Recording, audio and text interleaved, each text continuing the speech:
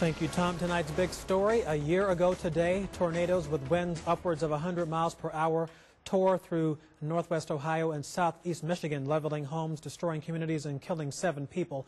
And for the residents of Millbury, Ohio, the commemoration started at the heart of the tornado's path at 12 a.m. NBC 24's Pamela Osborne joins us live. Pamela?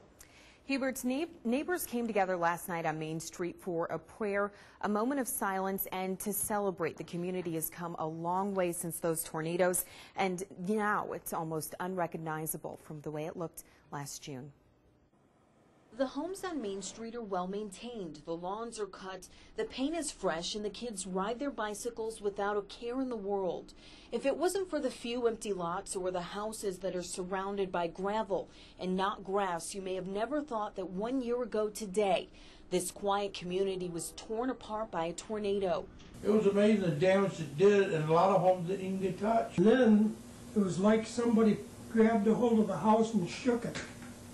And it was throwing me from one wall to the other. Carl Franklin was lucky the tornado spared the home he built himself decades ago, while the 2 homes that stood across the street were leveled. The pine tree that once towered several stories high serves as a reminder of that night. It was just unreal. Trees were tore down, electric wires, homes destroyed. Well, it lasted for, I don't know, maybe 2 or 3 minutes, but seemed like an hour. In all of his years, Franklin has never seen or felt anything so powerful.